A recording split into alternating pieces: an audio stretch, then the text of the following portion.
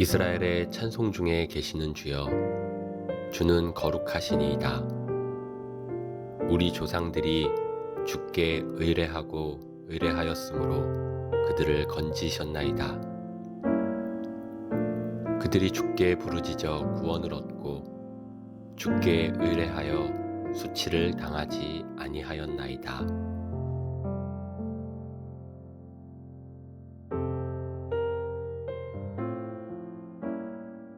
오늘도 시니어반에 오신 여러분들 모두 환영합니다. 박수! 서로를 위해서.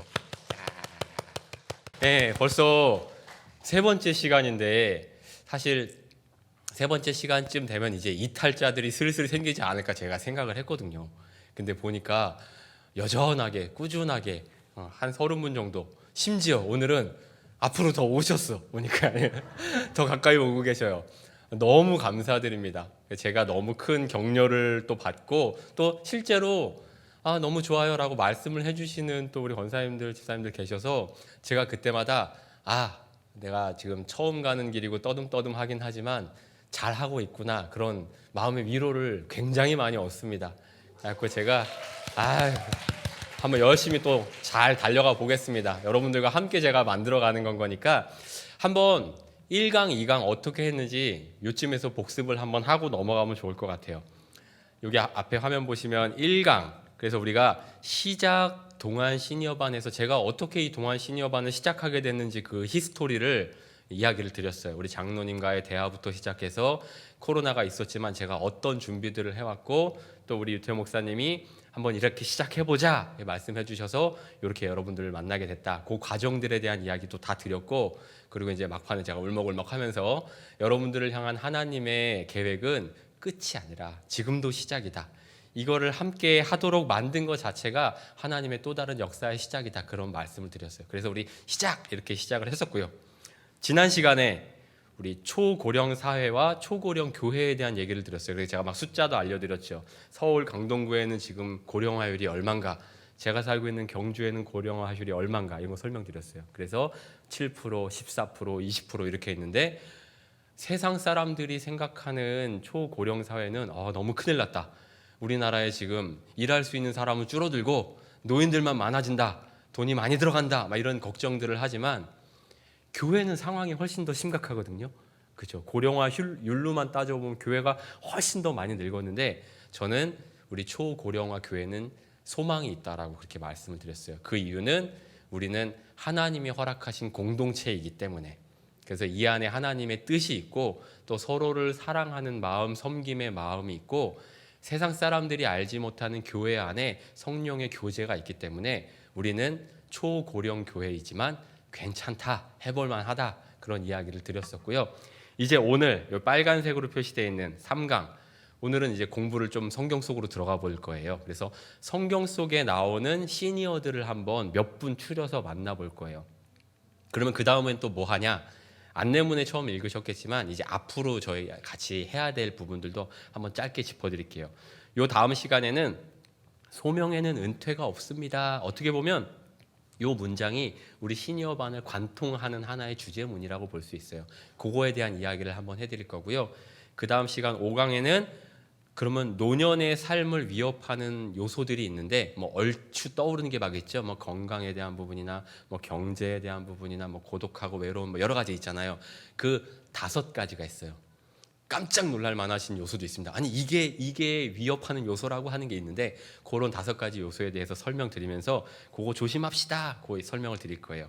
그리고 6강은 세상 사람들이 말하는 노후 준비와 성도의 노후 준비가 어떻게 공통점이 있고 차이점이 있는지 그거를 알아야 여러분들이 지금 내가 할 수 있는 노후 준비가 뭔지 그거를 해나가실 수 있거든요. 그 다음에 7강은 나는 내 자녀들에게 혹은 내 손주들에게 혹은 우리 교회에 우리 따라오는 후배 집사님 또 권사님들에게 어떤 할아버지 할머니로 내가 기억될 것인가. 내가 이 땅에 살아갈 때도 그렇지만 내가 혹시 이 땅에서 생을 마감하고 하늘나라 갔을 때 사람들은 나를 어떻게 기억해 줄 것인가. 그거에 대한 이야기도 한번 해볼 거예요. 그리고 8강은 제 전문 분야라 그랬죠. 치매에 대한 이야기를 여러분 궁금해 하시는 거 다 알려드릴 겁니다. 그리고 9강은 실제 저랑 여러분들이 좀 활동을 해볼 텐데 남아있는 나의 시간이 어떤 분은 뭐 얼마 안 남았어 하시지만 안 그렇다고 제가 말씀드렸죠. 의학기술이 발전해서 여러분 지금 한 4, 50년 더 사실 분도 계십니다. 예, 저는 뭐 까맣게 많이 아마 남아있을 것 같고요. 그래서 그 남아있는 시간 동안 내가 어떤 일들을 좀 하면 좋을지를 한번 찾아볼 거예요. 그것도 재미있는 시간이 될 거예요. 그리고 마지막에는 새로운 시작을 위한 유산 남기기, 신앙의 유산들을 어떻게 남겨줄 것이며 실제 내 자녀들에게 내가 어떻게 나의 삶을 정리하는 부분들에 대해서 힘들지 않게 얘기할 수 있는가, 그런 부분에 대한 이야기를 한번 나눠보도록 하겠습니다. 자, 영어로 뭐가 많이 꼬불랑꼬불랑 써 있는데 제가 설명을 드릴게요. 오늘 우리가 이제 살펴볼 주제 자체가 성경에 있는 시니어들의 이야기예요. 근데 그 이야기를 하기에 앞서서 그러면 성경책 안엔 도대체 몇 명의 인물이 등장할까? 여러분 이런 거 한번 궁금해 보신 적 없으세요? 예, 성경 안에는 이름이 몇 개나 나올까? 찾아봤어요. 그래서 제가 우리나라 사이트도 다 뒤져보고 하다가 잘 안 나오고 믿을 만한 대답이 잘 안 나와서 외국 사이트들을 다 뒤졌어요. 그랬더니 이런 게 나왔어요. 맨 위에 더 바이블 앤서라고 하는 건 성경에 대한 질문에 응답해 드립니다. 무엇이든 물어보세요. 성경판 이런 느낌이고요. 그 밑에 조그만 글씨 What is the most mentioned name in the Bible은 성경책 안에서 가장 많이 언급된 이름은 무엇일까요? 이런 제목이에요. 바꿔서 말하면 성경책에 등장하는 인물들 중에서 순위를 매겨보면 어떻게 될까요? 그거예요. 제가 10위에서 1위까지를 지금 여러분들한테 한번 소개를 해드릴 텐데 거꾸로 10위부터 하나씩 해볼게요. 한번 생각을 해보세요. 누가 1등일 것 같으세요? 성경책에 제일 많이 나오는 이름. 역시 똑똑하십니다. 과연 그럴지 결과가 저랑 한번 빨리 살펴보시죠. 자, 성경에서 가장 많이 언급된 이름은 무엇이냐? 10위부터. 10위는 아브라함이에요. 아브라함이 236번. 9위 바울. 여기 나오는 바울이 이제 신약 성경을 기록한 그 이제 전도자 사도 바울을 말하는데 바울 되기 이전 이름이 있잖아요. 사울. 그 사울 이름도 같이 합친 거예요. 근데 사울은 또 다른 사울이 있어요. 그렇죠? 그 사람이랑은 또 분리를 했어요. 8위는 요셉. 요셉도 유명한 사람 3사람이나 있습니다. 구약 성경에 꿈꾸는 요셉이 있고요.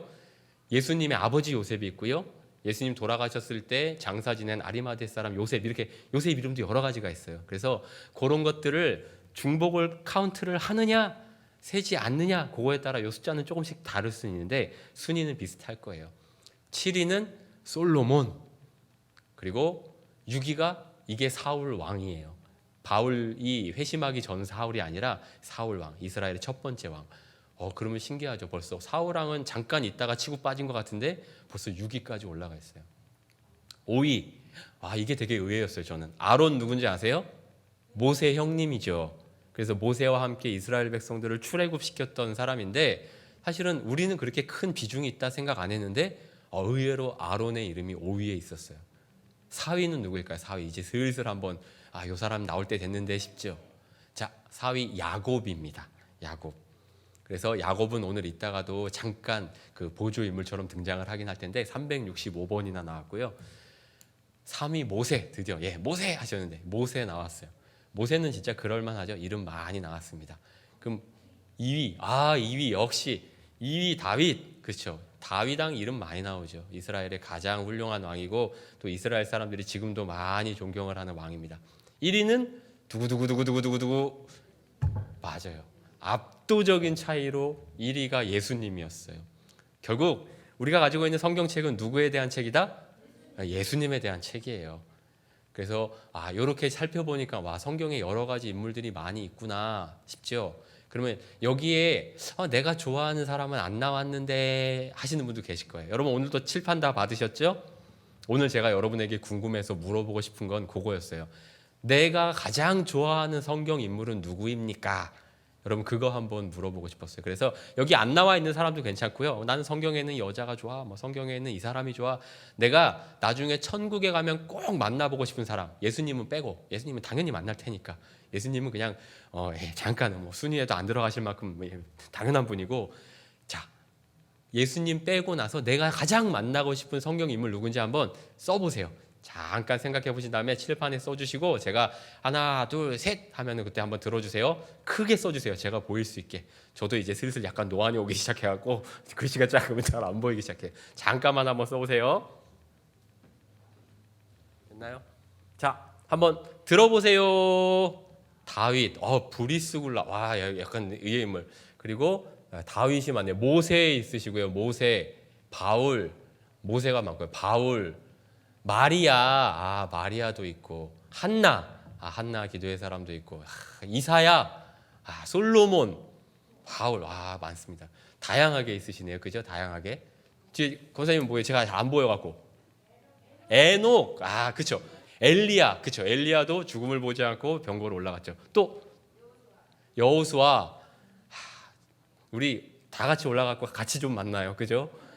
멋있을 것 같아요. 저도 사실은 저는 요셉을 너무 만나고 싶었어요. 꿈쟁이 요셉을. 왜냐하면 제 영어 이름이 요셉이거든요. 그래갖고 정말 내 요셉이라는 이름을 가진 그 원조시잖아요. 그분이 어떤지 한번 너무 보고 싶었고요. 네, 그런 식으로 우리가 만나고 싶은 여러 성경 인물들이 있습니다. 여기에 이제 표시는 안 했지만 성경을 연구하는 학자들 사이에서 조금씩 이제 또 세는 방법이 다르니까 성경 전체에 나오는 이름을 다 합쳐 보니까 대충 등장 인물이 2,600명에서 2,700명 정도 된대요.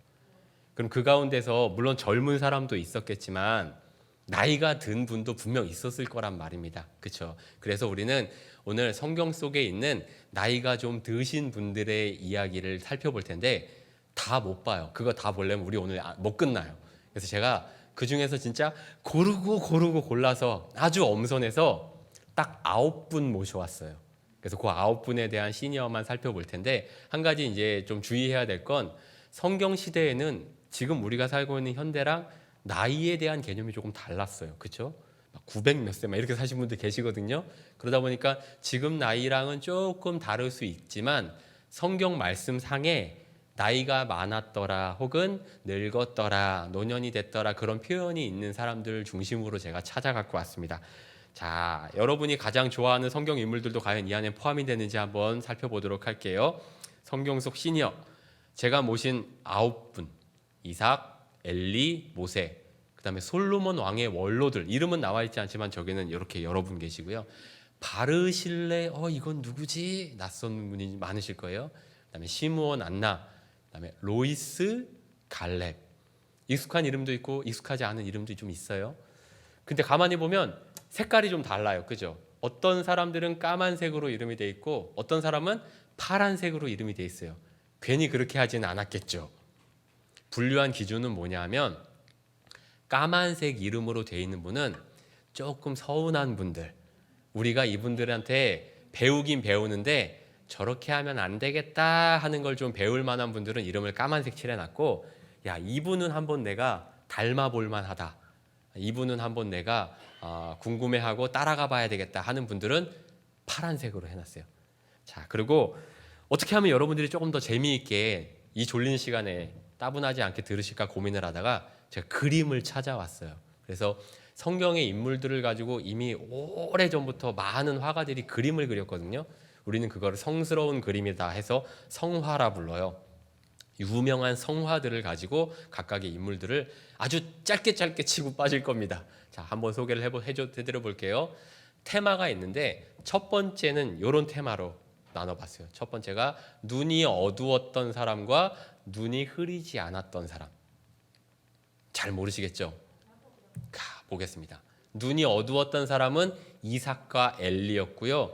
눈이 흐리지 않았던 사람은 모세예요. 한 명 한 명 자세히 한번 살펴볼게요. 집중하셔요 이제. 자, 이삭입니다. 제가 밑에 뭐라고 썼냐면 최초의 보이스피싱 피해자라고 썼습니다. 여러분 보이스피싱 뭔지 아시죠? 네, 전화 이렇게 걸어갖고 속여갖고 돈 빼가는 사람들이에요. 근데 제가 왜 이렇게 했는지 여러분 아실 거예요. 자, 이삭의 이야기를 한번 성경에서 찾아봤더니 창세기 27장 1절에 이런 구절이 있어요. 이삭이 나이가 많아 눈이 어두워 잘 보지 못하더니 눈이 어땠다고요? 눈이 어두웠대요. 자, 이 그림을 한번 이제 크게 볼게요. 네, 이게 이제 그림입니다. 이 그림은 1642년도 그림이에요. 야곱을 축복하는 이삭이라는 그림인데 그림을 그린 사람 이름이 아주 복잡해서 제가 외울 수가 없습니다. 이름이 헤르브란트 반덴 에크하우트라는 사람이에요. 처음 들어봤어요. 렘브란트라는 유명한 화가가 있는데 그 사람 제자였다 그래요. 근데 이 그림을 저 보면 옆에 막 이런 장식물이며 꽃병 같은 거 이런 요거 이제 술병이나 와인잔 이런 거 같은데 이게 되게 잘 그렸죠. 근데 여기 보시면은 여기 가운데 있는 이 사람이 이삭이에요. 이삭에게는 두 명의 아들이 있었습니다. 한 사람은 야곱 차남이었고요. 여기 잘 안 보이시겠지만 여기 보이세요? 여기 지금 저 멀리서 막 들어오고 있는 사람이 있어요. 에서 장남이에요. 둘은 저처럼 쌍둥이였습니다. 여러분 제가 쌍둥이인 건 아시죠? 근데 저는 형제가 아니라 남매입니다. 남매 쌍둥이. 제가 첫째고요. 제 여동생이 있습니다. 근데 이 쌍둥이들이 사이가 안 좋게 되는 이 일이 바로 요 눈이 잘 보이지 않았던 아버지 이삭 때문에 그래요. 이 스토리를 짧게 다 아실 테니까 설명을 하면 이제 요런 부분들이 나옵니다. 자, 야곱이 그 아버지 이삭에게 가까이 가니 이삭이 만지며 이르되 야, 목소리는 야곱인데 손은 에서다. 털이 수북하거든요. 그의 손이 형 에서의 손과 같이 털이 있으므로 분별하지 못하고 축복하였더라. 어떻게 했다고요? 분별하지 못하고. 눈이 어두워서 보이지 못했고 분별하지 못했어요. 그래서 이 옆에 어머니 리브가가 쉿쉿 막 이러고 있어요. 어머니의 계략이죠. 그래서 형님 장자가 받아야 될 장자의 축복을 여기 모자 사기다니 털을 막 이렇게 뒤집어 쓰고 아버지가 제일 좋아하는 음식을 어머니가 만들고 목소리 아버지 첫째입니다 이렇게 해갖고 그래서 속였어요. 근데 좀 이상하기는 한데 만져보니까 요거 내 첫째 아들 털복숭이가 맞구나. 그래서 눈이 어둡고 판단력이 흐려서 축복을 잘못하게 됩니다. 이 일로 야곱은 형에게 죽임을 당할까 봐 도망을 가서 종살이를 이제 하기 시작하고요. 그리고 이 야곱과 에서의 이야기가 결국은 이스라엘과 이방 민족의 그 지리한 역사의 출발점이 되기도 합니다. 그래서 인류 최초의 보이스피싱 피해자이긴 했지만 눈이 어두워서 판단력이 흐렸던 이삭, 그 이삭이 우리가 첫 번째 살펴본 인물이고요. 두 번째, 어두웠던 제사장 엘리라고 표현을 했는데 엘리는 제사장입니다.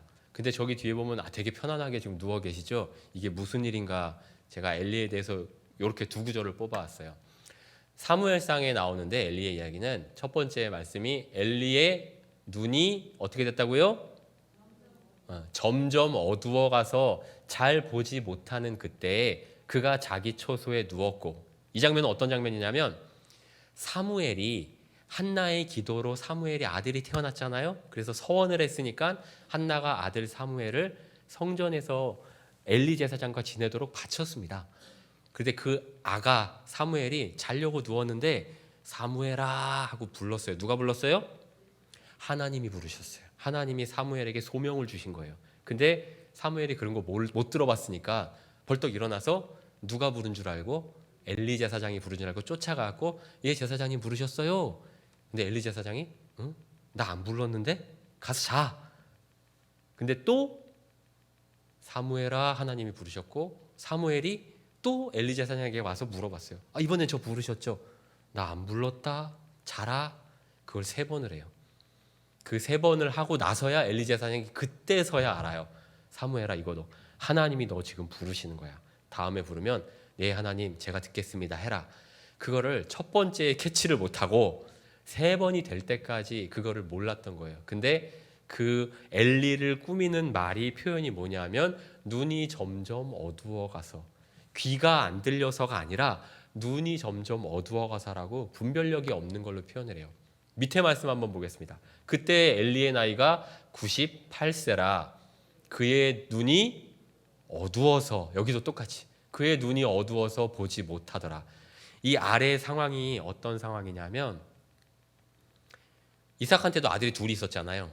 골칫덩이였단 말입니다. 근데 엘리에게도 아들이 둘이 있었어요. 홈니와 비느하스라고 제사장 가문이었기 때문에 성전 안에서 하나님의 일들을 하는 두 아들이었는데 이 둘이 망난이었어요. 그래서 하나님의 성전을 아주 욕보였습니다. 사람들이 그렇게 하면 안 되는 거 아닌가요? 라고 엘리 제사장한테 이야기를 했지만 엘리 제사장이 야 그러지 마 하고 그냥 말았어요. 그래서 하나님이 이 일에 대해서 대단히 노하셨습니다. 그리고 나서 무슨 일이 벌어졌느냐, 이 그림의 전체 그림입니다. 자, 아까처럼 누워서 편하게 자고 있는 줄 알았던 엘리자 사장의 그림이지만 사실 그 그림이 아니에요. 이 그림은요, 판화입니다. 판화. 나무에다가 새긴 목판화인데 1860년대 엘리의 죽음이라는 작품이고, 율리우스 슈노어 폰 카를스펠트, 외국 사람들 이름이 너무 긴 것 같아요. 근데 그런 화가가 이 그림 목판화를 만들었어요. 의자에서 넘어져서 목이 꺾여서 죽는 엘리의 마지막 최후 장면입니다. 무슨 일이 있었냐면 이스라엘 백성들과 블레셋이 전쟁을 했어요. 근데 블레셋과 이스라엘이 잘 싸워갖고 이스라엘이 이기면 좋겠지만 이스라엘이 졌습니다. 그래서 어느 날 전투에서 4,000명이 전사해요. 이스라엘 사람들이. 큰일이죠. 그래서 이스라엘 장군과 장로들이 모여서 회의를 해요. 어떻게 하면 좋겠습니까? 우리가 지는데. 그래서 그 회의의 결과, 이거는 우리의 전세를 역전시킬 만한 획기적인 계기가 필요합니다. 저 멀리 있는 여호와의 법궤를 가지고 옵시다. 그래서 전쟁을 하고 있는 이 진영으로 그 법궤를 가지고 오기로 합니다. 그래서 실제로 여호와의 법궤가 멀리 있다가 그거를 들고 와요. 그러니까 이스라엘 백성들에게 하나님의 법궤는 너무 신성하고 소중한 거잖아요. 그 법궤가 들어올 때 이스라엘 사람들이 어떻게 했겠어요? 환호를 했습니다. 막 소리를 지르면서 됐다! 이제 우리는 이겼다! 이러면서 막 소리를 지르니까 블레셋 사람들이 뭐야? 쟤네 갑자기 왜 저래? 그랬겠죠. 이스라엘 사람들이 갑자기 막 전쟁에 져놓고도 사람 많이 죽었는데 소리를 지르니까. 그래서 영탐을 해보니까 이스라엘이 지금 멀리 있던 자기네 신, 그 신의 법궤를 들고 왔다고 합니다. 근데 이거 심상치 않은데요. 그 법궤를 이스라엘 사람들이 어떤 의미로 갖고 있는지 우리가 좀 깊게 고민을 좀 해봐야 됩니다. 그러면서 오히려 블레셋 사람들이 이 일을 계기로 각성합니다. 역효과가 났어요. 이스라엘 사람들이 우린 이것만 있으면 됐다라고 그렇게 마음을 놓고 있는 사이에 블레셋 사람들은 마음을 더 단단하게 무장했습니다. 정신 똑바로 차리고 전쟁해야지 저 이스라엘 홍해를 갈랐다는 그 여호와라고 하는 신이 저기 같이 있으면 우리가 질 수도 있으니까 자, 다 정신 똑바로 차리고 싸워. 그리고 그 다음 전투가 됐어요. 어떻게 됐을까요? 이스라엘이 대패합니다. 3만 명이 전사합니다. 아까는 4,000명이 전사했거든요. 근데 여호와의 법궤가 왔다고 좋아하고 전쟁에 나가는데 3만 명이 죽어요. 10배가 넘게 죽어요. 뿐만 아니라 엘리 제사장의 두 아들도 그 전쟁에서 전사를 합니다. 죽습니다. 뿐만 아니라 이스라엘 사람들이 그렇게 소중하게 생각하던 여호와의 법궤가 블레셋한테 넘어갑니다. 뺏긴 거예요. 전리품으로. 그래서 엘리 제사장은 나이가 많으니까 의자에 앉아서 전쟁이 어떻게 되나 이렇게 궁금해하고 있는데 저 멀리서 전령이 오는 거예요. 제사장님 이러면서. 그래서 전쟁 어떻게 됐느냐 물어봤을 때 이 사람이 얘기하는 거예요. 큰일 났습니다. 우리가 대패했고 수많은 사람들이 죽었고 그 죽은 사람 중에 엘리 제사장님의 두 아들 홈니와 비나스도 있습니다. 전사를 했습니다. 그리고 우리의 여호와의 법궤는 적들의 손에 넘어갔습니다 라는 말을 듣자마자 엘리 제사장이 쿵 하고 떨어진 거예요. 근데 성경은 이 장면을 뭐라고 표현했냐면 하나님의 궤를 말할 때 엘리가 자기 의자에서 뒤로 넘어져 문 곁에서 목이 부러져 죽었으니 한번 읽어볼까요? 같이 시작. 나이가 많고 비대한 까닭이라. 저는 이 말씀이 엘리 제사장의 나이가 늙어서 거동을 못하고 몸이 뚱뚱했다는 얘기로만 들리지는 않습니다.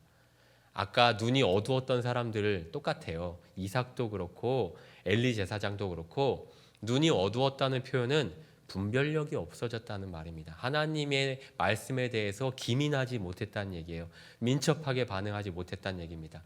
비대했다는 얘기는 그렇게 하나님이 너의 아들들 그렇게 하면 안 된다 말씀하셨을 때 엘리 제사장이 그거를 듣고 민첩하게 하나님의 뜻대로 행동을 옮기지 않았다는 얘기예요. 결국 엘리 제사장은 나이가 많고 비대하고 판단력이 흐려져서 이렇게 비참한 최후를 받게 됐습니다. 그래서 우리가 이런 모습을 보면서 내 노년에 나도 판단력이 흐려지거나 하나님 앞에서 말씀을 듣고도 하나님 그건 난 못하겠어요 라고 비대한 마음으로 그런 영성을 가지고 있으면 안 되겠다. 이런 생각을 하자는 차원에서 이 두 사람을 얘기했고요. 정반대의 인물입니다. 반대의 인물. 자, 여러분들도 만나고 싶어 했고 성경에 이름이 가장 많이 나온 세 번째 인물이 모세입니다. 모세 이야기는 굳이 제가 설명을 많이 드리지 않아도 되죠. 하나님께 인정받은 지도자인데 이런 성경 구절이 있어요. 신명기 34장 7절 말씀에 모세가 죽을 때 나이 120세였으나 그의 눈이 흐리지 아니하였고 기력이 쇠하지 아니하였더라. 정반대죠. 아까는 눈이 흐렸는데 그죠? 근데 지금은 눈이 흐리지 아니하였대요. 전체 그림을 한번 볼까요? 모세가 파란색 옷을 입고 있어요. 성화를 그리는 화가들은 저 파란색은 신성한 색깔이라고 여기고 그렸다 그래요. 그리고 저 머리에서도 뭔가 이렇게 빛이 팍 라이트처럼 팍 이렇게 나가고 하늘로 향하고 있죠.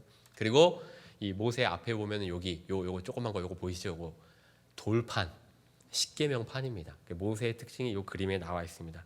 요 그림을 그린 사람은 메리 조셉 블론델 1828년 작품이니까 벌써 한 200년도 이렇게 더 된 작품들이 그죠. 근데 이 그림의 모세의 이야기를 보면서 제가 어떤 구절을 여러분들에게 설명을 드리면 딱 그렇구나 하실까 싶다가 자, 이 구절이에요. 그 후에는 이스라엘에 모세와 같은 선지자가 일어나지 못하였나니 모세는 여호와께서 대면하여 아시던 자요. 이것만 해도 게임 끝이죠. 그죠? 모세는 여호와께서 대면해서 아시던 자래요.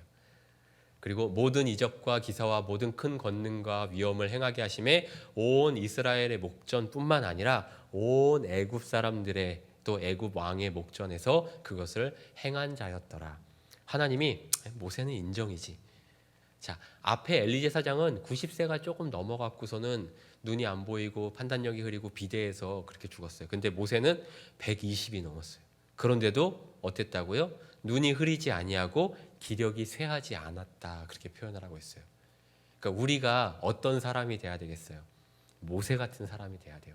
하나님의 말씀 앞에서 끝까지 하나님의 말씀으로 나의 믿음의 눈을 밝히고 나의 영적 분별력을 가다듬고 그리고 하나님 말씀하시면 제가 제 성심껏 하나님의 일을 감당하겠습니다. 그렇게 어떤 믿음의 체력들을 믿음의 기초 체력들을 튼튼하게 하시면 좋겠어요.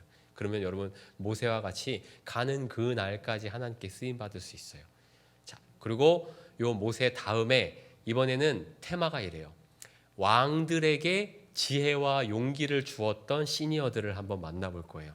그래서 첫 번째로 만나볼 사람들은 사실은 혼자는 아니고 여러 사람들이에요. 솔로몬 왕의 원로들. 그래서 여기 보면 여기 있는 왕 있죠? 요 왕은 솔로몬 왕이 아닙니다. 솔로몬 왕의 아들 르호보암이라는 왕이고요. 그 앞에 모여 있는 여기 지금 뒤통수가 보이는 요 분들, 여기 돌아서 있는 요분, 요런 분들이 솔로몬 왕을 섬겼던 원로들이에요. 자, 이 말씀이 어떤 말씀인지 한번 설명해 드려 볼게요. 역대하 10장 6절 말씀인데 르호보암 왕이 그의 아버지 솔로몬의 생전에 그 앞에 모셨던 원로들과 의논을 하여 이르되 너희는 이 백성에게 어떻게 대답하도록 권고하겠느냐 하니 이렇게 물어봐요. 자, 이 말은 무슨 뜻이에요? 왕이 중요한 판단을 내리기 전에 조언을 구한 거예요. 자문을 구한 거예요. 누구한테? 가장 지혜로운 왕이었던 선친 솔로몬 왕을 옆에서 모셨던 원로 대신들, 시니어들이죠. 그분들이 지혜로운 말들로 왕과 함께 나라를 이렇게 다스렸을 거 아니에요. 그래서 그 왕에게 어떻게 하면 좋겠습니까? 라고 물어본 장면이 바로 이 장면입니다. 근데 이거에 대한 역사적인 배경이 좀 필요해요. 자, 제가 한번 볼게요. 그들이 대답하여 이르되 이 원로들이 이제 왕의 질문에 이렇게 대답한 거예요. 왕이 만일 이 백성을 후대하여 기쁘게 하고 선한 말을 하시면 그들이 영원히 왕의 종이 되리이다. 하나 빨간색이죠. 이제 왕은 원로들이 가르치는 것을 어떻게 했대요? 버렸대요. 그리고 그 앞에 모시고 있는 자기와 함께 자라난 젊은 신하들과 의논했대요. 이 부분에 대해서 제가 지도를 가지고 설명을 한번 드려볼게요. 이스라엘이 이렇게 원래 큰 나라 한 덩어리였어요.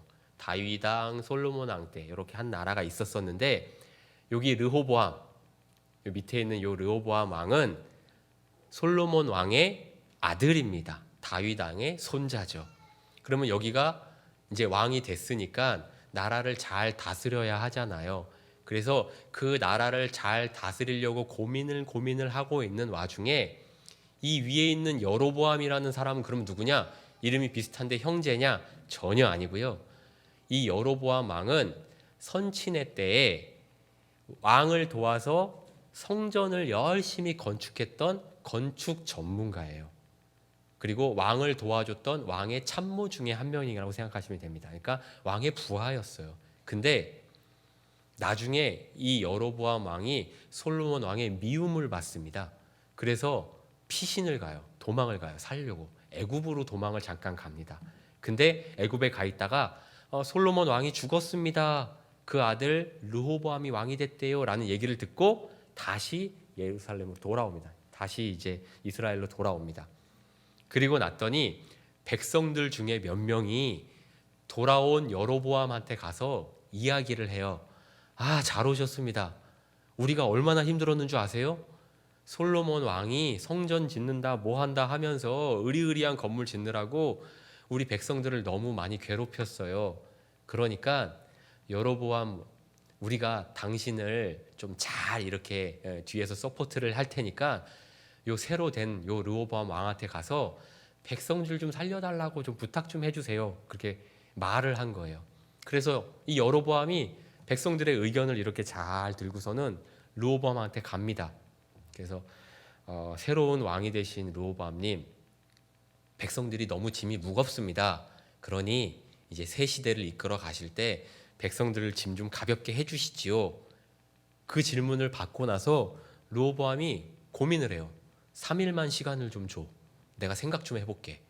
그리고 3일 동안 여로보암이 잠깐 물러가 있는 동안에 그때 물어본 거예요.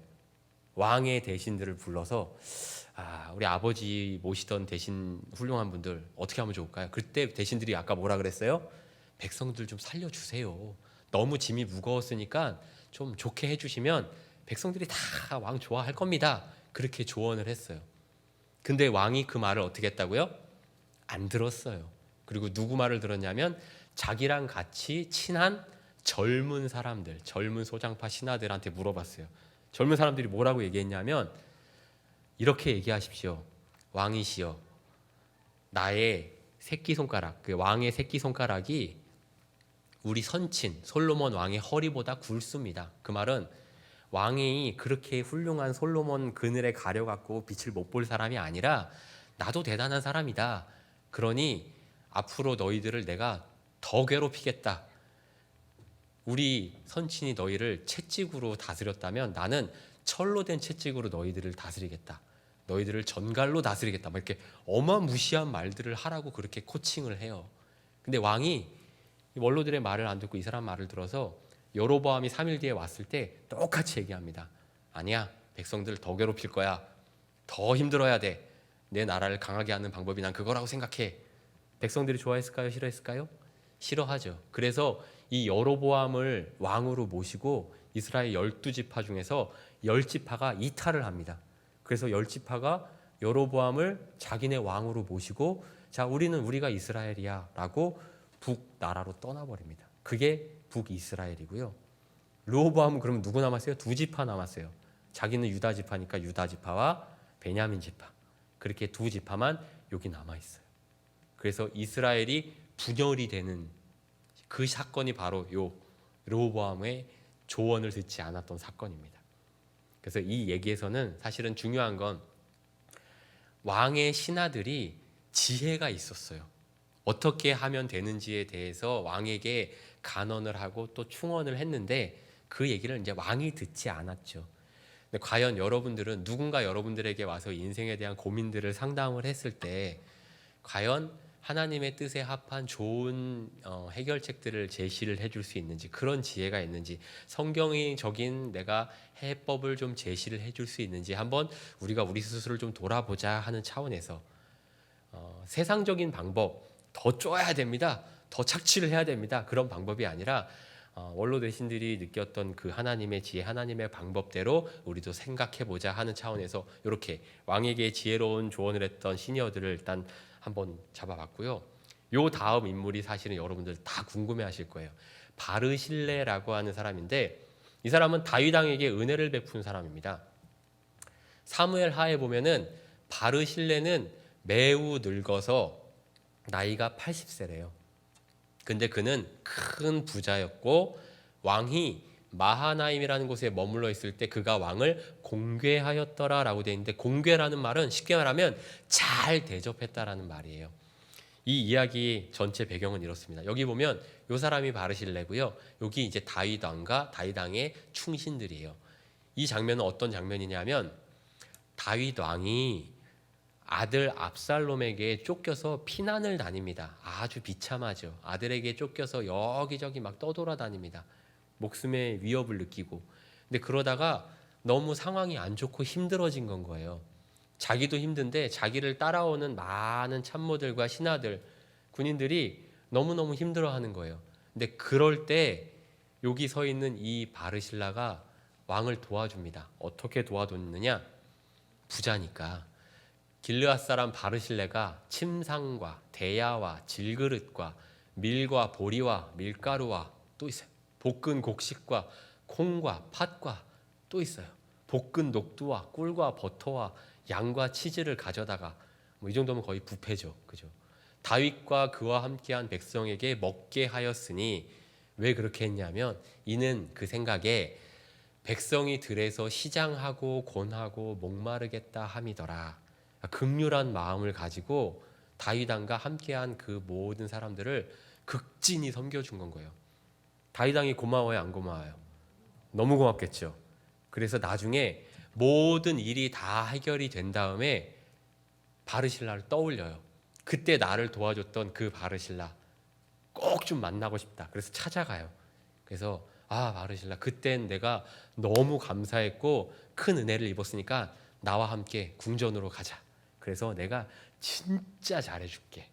나에게 해줬던 거 그 이상으로 아주 잘해줄게라고 지금 데려가려고 하는 거예요. 근데 그림에 보면 바르실라가 어떻게 하고 있어요? No, 아니요, 안 갑니다. 이렇게 하는 거예요. 이유가 뭘까요? 바르실라는 내가 다 늙었는데 가서 뭐해요? 가봤자 왕한테 민폐 끼칠 것 같고 나는 그냥 여기 있겠습니다. 마음만 받겠습니다. 그렇게 표현을 했어요. 다윗 왕이 너무 고맙잖아요. 또 그래서 어떻게 하면 잘해줄까 고민을 하다가 결국 누구를 데려오냐면 이 바르실라가 본인의 아들인지 혹은 아들처럼 가까이 여겼던 종인지는 분명치는 않지만 그냥 편의상 아들이라고 말하겠습니다. 김함이라고 하는 사람이 있는데 그 사람을 다윗 왕이 성으로 데리고 옵니다. 그리고 거기를 대접을 해줘요. 자, 이 말은 누군가 내가 이렇게 어려움을 당하고 있는 사람한테 자비를 베풀고 그 사람이 얼마나 힘들까 생각하면서 도움의 손길을 내밀면 결국 나중에 그게 나한테 큰 은혜가 되어서 돌아오게 되고 내가 설령 그 은혜를 못 받는다 하더라도 누구한테 돌아가요? 나의 자녀들한테 그게 돌아가는 거예요.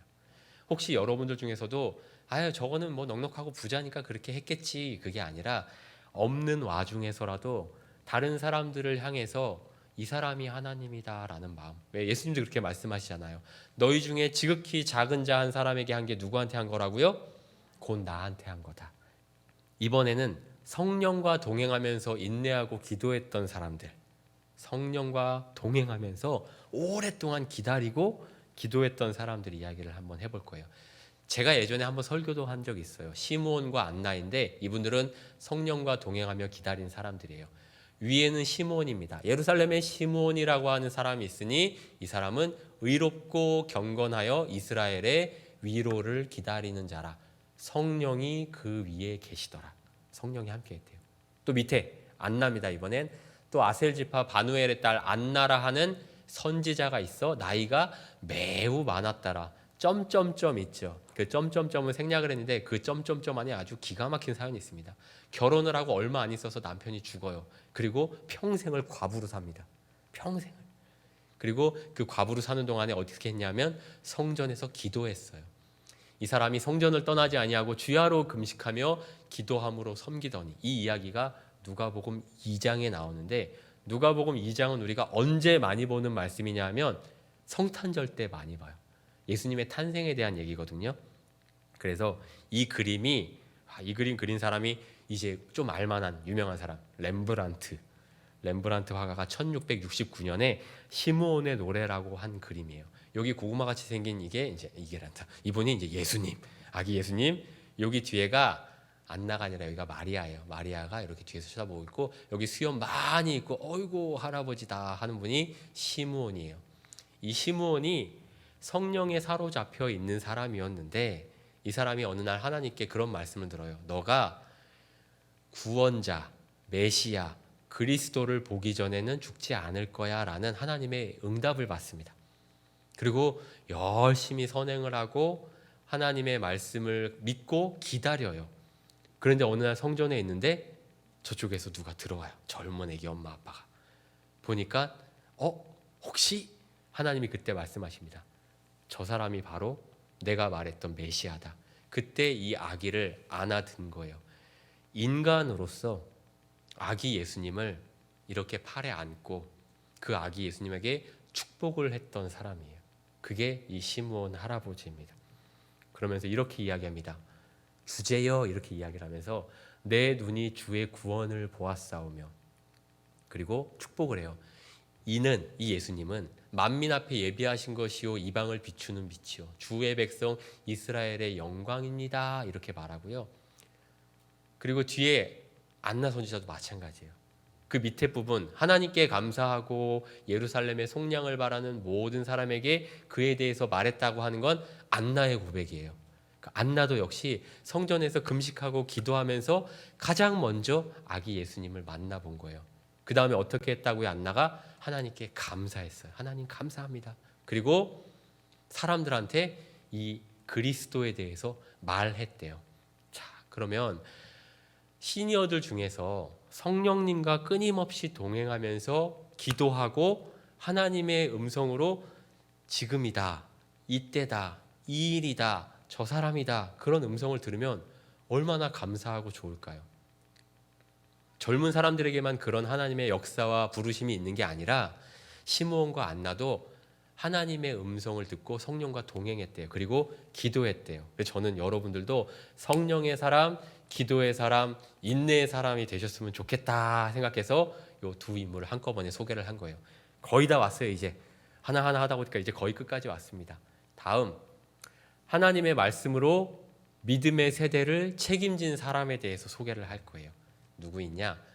로이스는 디모데에게 성경을 가르쳤던 외할머니예요. 여긴 디모데입니다. 디모데가 이렇게 성경책을 너무 재밌어갖고 손을 모으고 하나님의 성경 말씀을 이렇게 듣는 장면이에요. 성경 말씀에 이는 내 속에 거짓이 없는 믿음이 있음을 생각함이라. 디모데에게 거짓이 없는 믿음이 있다고 사도 바울이 칭찬을 해주는 장면이고요. 그때 너 안에 있는 그 거짓이 없는 깨끗한 믿음은 너의 외할머니 로이스와 너의 어머니 유니게 속에 있는 걸 너가 그대로 물려받은 거야 라고 이야기를 합니다. 근데 이 그림처럼 이렇게 외할머니가 손주였던 디모데에게 하나님의 말씀을 가르쳐 주었어요. 여러분은 여러분의 자녀들 혹은 여러분의 사랑하는 손주들에게 어떤 거 해주시나요? 돌봐도 주시고 맛있는 것도 사주시고 재미있게 놀러도 가시고 아이고 금이야 감기 들까 막 이렇게 해서 정말 끔찍하게 아껴주시잖아요. 어르신들 표현 들어보니까 내가 난 자식보다 내 자식이 난 그 자식이 더 예쁘다 막 이런 얘기 많이 하시는데 진짜 그렇게 너무너무 예쁜 손주들한테 진짜 줘야 되는 건 믿음의 유산, 믿음, 하나님의 말씀, 이거를 가르쳐 줘야 되는 거예요. 그래서 할머니가 성경을 가까이 하는 모습, 할머니가 찬양하는 모습, 할아버지가 기도하는 모습, 성전에 나가서 하나님께 예배드리는 그런 모습들을 자녀들이 보게 하는 게 굉장히 큰 믿음의 유산이에요. 아멘이십니까? 네, 이렇게 외할머니, 디모데의 외할머니 로이스에 대해서 살펴봤고요. 자, 그 다음엔 이제 마지막 인물이에요. 갈렙인데, 갈렙하면 이 단어가 제일 먼저 떠올라요. 이 산지를 내게 주소서. 우리가 찬양으로도 알고 있는 바로 그 말인데, 갈렙에 대해서 이렇게 민수기에서는 소개를 하고 있습니다. 민수기 14장 6절에서 8절 말씀. 그 땅을 정탐한 자 중에 눈의 아들 여호수아와 여분네의 아들 갈렙이 여호와께서 우리를 기뻐하시면 우리를 그 땅으로 인도하여 들이시고 그 땅을 우리에게 주시리라, 이렇게 말씀을 합니다. 이 그림을 한번 쫙 멀리서 이렇게 보면 이 그림도 1851년 멀리 된 거죠. 요거 줄리어스 슈노르 폰 카를 스폴트, 어려운 이름인데, 그 화가가 딱 만든 이 작품만 보면은 무슨 장면인지 아시겠어요? 이 작품의 제목은 스파이의 귀환입니다. 스파이란 얘기예요. 여기 스파이들이에요. 여호수아와 갈렙이 이제 가나안 땅으로 들어가기 전에 12명의 정탐꾼에 포함이 돼 있었죠. 그래서 다른 10지파 사람들과 함께 이 12지파 사람 대표로 정탐을 하러 들어가서 거기에서 스파이, 그래서 그 땅을 잘 살펴보고 나오면서 와, 이렇게 젖과 꿀이 흐르는 땅입니다 하고 포도송이를 들고 나온 거예요. 근데 다른 사람들은 보고를 어떻게 했습니까? 포기합시다. 우리 못 들어갑니다. 성도 어마어마하고요. 거기에 있는 사람들은 거인들입니다. 우리가 이겨낼 수가 없어요. 우리는 그 앞에서 뭐 같았다고요? 메뚜기 같았다. 그러면서 이스라엘 백성들이 그 보고를 듣고선 울어요. 우리가 뭘 위해서 그 죽을 고생을 했냐. 결국 못 들어가는데 이게 뭐냐? 그리고 울어요. 근데 그때 여호수아와 갈렙 두 사람이 옷을 찢어가면서 와, 이스라엘 사람들한테 아닙니다. 여러분, 그 땅 우리가 차지할 수 있습니다. 여호와께서 약속하셨던 정말로 젖과 꿀이 흐르는 땅이고 하나님이 우리에게 허락하신 땅이니까 우리 차지하러 갑시다. 그렇게 이야기를 합니다. 결국 하나님께 인정받은 사람은 누구였어요? 다수였던 10사람이 아니라 하나님의 그 믿음의 눈으로 가나안 땅을 바라봤던 여호수아와 갈렙이에요. 근데 특별히 제가 갈렙을 말씀드린 이유가 있어요. 여호수아가 모세의 정통 후계자가 됩니다. 그리고 성경도 여호수아서가 있죠. 갈렙서는 없습니다. 갈렙은 엄밀한 의미에서는 이방 사람이었어요. 이스라엘의 원래 지파 안에 속해 있던 사람도 아니고 이스라엘이 애굽에서 탈출을 할 때 같이 그 옆에 있었던 이방 민족들 중에서도 소수가 함께 탈출을 했는데 그런 사람이었다라고 표현을 해요. 근데 이스라엘로 본인이 들어오게 된 거예요. 그리고 그 안에서도 특별히 오죽이나 잘했으면 대표로 뽑혀서 정탐꾼이 될 만큼 용맹했고 또 지혜가 있었고 또 그만큼 리더십이 있었던 사람입니다. 근데 그 갈렙이 노년에 여호수아에게 이렇게 이야기를 합니다.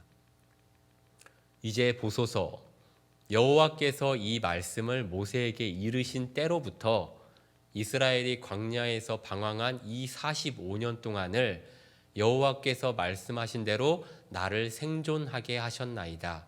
오늘 내가 85세로 돼 모세가 나를 보냈던 날과 같이 오늘도 내가 여전히 강건하니 내 힘이 그때나 지금이나 같아서 싸움이나 출입에 감당할 수 있으니 그날에 여호와께서 말씀하신 이 산지를 지금 내게 주소서. 이 말이 여기서 나와요. 제가 빨간 줄 이렇게 쳐놓은 거 보이시죠? 뭐라고 돼 있어요? 여호와께서 이 말씀을, 여호와께서 말씀하신 대로, 여호와께서 말씀하신. 갈렙의 초점은 뭐예요? 여호와의 말씀이었어요. 갈렙은 여호와의 말씀이 중요했어요. 그러면서 뭐라고 하냐면 모세가 나를 보냈던 그때가 언제냐면 제 나이 때 40대예요. 근데 지금이 몇이라고요? 85세. 근데 내가 여전히 강건하고 내 힘이 싸움할 수 있습니다. 나 할 수 있습니다라고 고백해요. 정말로 힘이 펄펄 넘쳐서 에너지가 있고 근력이 있고 했을 수도 있겠지만 저는 이 말이 사람이 자연스럽게 노화가 되기 때문에 그런 면보다도 나는 여전히 여호와의 말씀을 신뢰합니다. 그때나 지금이나 전혀 흔들림이 없습니다라는 표현으로 들려요. 그래서 이 말씀 후에 여호수아서 14장 8절 9절에 이런 표현이 나옵니다. 이게 갈렙의 말이에요. 나는 내 하나님 여호와께 충성하였으므로. 또 이번에는 내가 내 하나님 여호와께 충성하였은즉. 이거는 여호수아의 갈렙을 보고 하는 말이에요.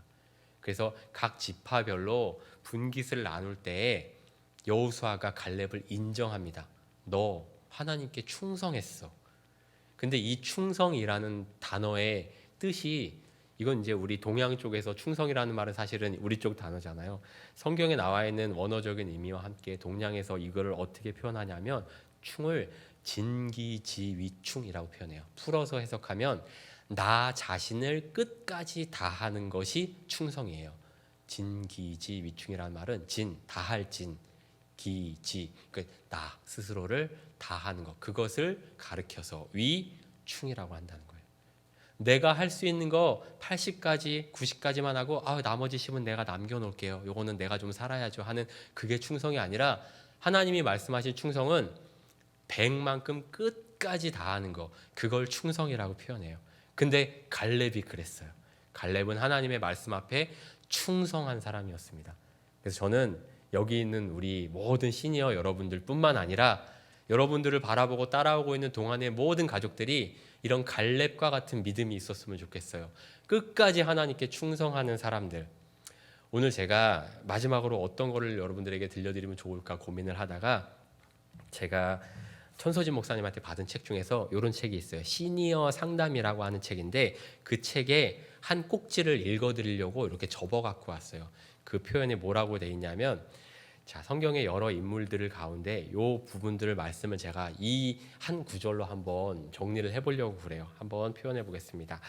인간은 하나님의 형상으로 만들어졌습니다. 이 사회가 추앙하고 있는 것처럼 젊은이만 아름답게 빛나는 것이 아니라 시니어 역시 하나님의 형상으로 충분히 빛나는 존재입니다. 노쇠한 육신이 사람 안에 있는 하나님의 형상을 결코 약화시킬 수 없습니다. 늙었다고 하나님의 형상이 없어지는 것이 아닙니다. 시니어는 그 모습 자체로 하나님의 특별한 이미지, 하나님의 형상을 지닌 축복의 과정으로서 의미를 지닙니다. 그러므로 시니어들은 무엇보다 하나님께서 여전히 그분의 형상인 나를 주목하고 계시다는 분명한 확신과 소망을 지녀야 합니다. 시니어는 여전히 하나님의 사랑을 받는 소중한 존재이기 때문입니다. 아멘. 여러분이 그런 존재세요. 성경 안에 여러 인물들을 이렇게 살펴봤어요. 9명을 봤는데 어떤 사람들은 저렇게 하지 말아야지 하지만 나중에 살펴본 많은 인물들은 우리가 닮고 따라가야 될 위대한 영웅들입니다.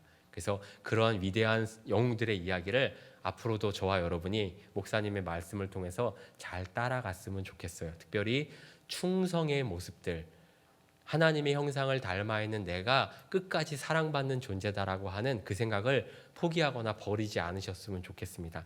이 시간 함께 좀 기도했으면 좋겠는데요. 자, 눈을 감고 다음 시간에 제가 여러분들에게 말씀드릴 4강의 제목은 소명에는 은퇴가 없습니다라는 제목이에요. 그래서 이 제목을 미리 준비하면서 오늘의 말씀을 또 떠올리면서 함께 기도해 볼 거예요. 여러분 눈을 감으시고 내가 나 스스로에 대해서 최근에 어떻게 생각했는지 한번 이 시간 곰곰이 고민을 한번 해보세요.